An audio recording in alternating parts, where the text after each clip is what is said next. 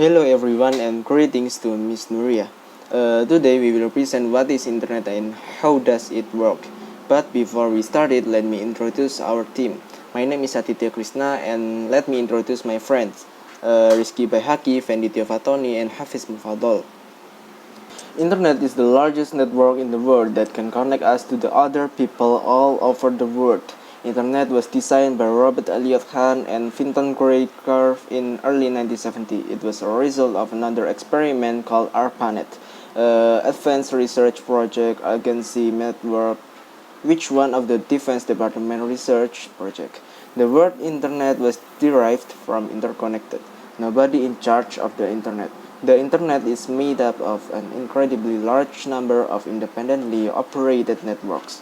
The system is fully distributed without any central control that is deciding how packets are routed or where pieces of the network are built, or even who interconnects with whom. Next, the things we can do. There are a lot of things that we can do using the internet. For example, we can search web to get all the information that we want to know. Send a message with others to give information or to ask some things with others. And next, we can buy some things that we need from online shop. For example, we can buy stationery, book that we need in Shopee. And we can earn money by sell our own product in online shop too. Next, how data reach our device? The existence of the internet is very helpful in our everyday life. So, how can the data reach our device? All the things that we search on the internet is stored in a data center in a SSD device within a data center which acts as the internal memory on of the server. The server itself is a powerful computer that provide us the content that we request. The data center can be thousands of miles away from us. An easy way for the data to reach our device is with the use of satellites. From the data center, a signal could be sent to the satellite via an antenna. And from the satellite, the signal could be sent to our device via another antenna near us. Uh, However, this isn't a good idea because it needs a long distance of travel that could cause a significant delay in a receiving signal. More specifically, it causes huge latency, which is unacceptable for most internet applications.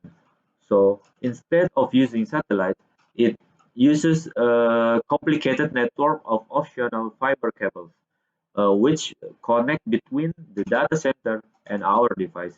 Our device could also be connected to the internet via cellular data or Wi-Fi router, but at some point our phone will still be connected to the network of optical fiber cables. The server that store the data have IP address to access. The IP address of the server website has a name such as youtube.com, amazon.com, and etc. So we can remember them is easily than a lot of number. All the IP address name are stored at the DNS server. DNS server match the domain name and the IP address so that the internet can understand our search without typing the specific IP address. Every device like computer, laptop, and mobile phone also have IP. With specific IP address at our device, the data that the data that we search at the internet can reach our device precisely. Data from the data center, a complex network of optical fiber cables, a specific device. Internet Protocol Address, or we often say it is an IP address. So what is an IP address? IP address is an identifying number that is associated with a specific computer or computer network. When connected to the internet, The IP address allows the computer to send and receive network. An IP address allows information to be sent and received by the correct parties, which means they can also be used to track down a user physical location. Next, how data reaches our device. First, we enter the domain name, and the browser sends a request to the DNS server to get the corresponding IP address to the DNS's domain name system. The browser simply forwards the request to the data center, more specifically to the respective server. When the server gets a request to access a particular website, the data flow starts. The data is transferred in digital format via optical fiber cables in the form of lag poles. The lag poles sometimes travel thousands of miles via optical fiber cable to reach their destinations and often have to go through tough terrains such as hilly areas or under the sea. This optical fiber cable network is the backbone of the internet since it carries the lag poles to our router and the router and the router will convert this like electrical signals. Then an internet cable is used to transmit the electrical signal to our laptop or handphone. If you are accessing internet using cellular data, the optical cable sends the signal to cell tower, where the cell tower sends the signal to our cell phone in the form of electromagnetic wave. What is an URL? URL stands for Uniform Resource Locator and is used to specify address on the World Wide Web. A WRL is the fundamental network identification for any resource connected for the web. And then how does the internet works? There are two main concepts that are fundamental to the way the internet functions. There are packets and protocols.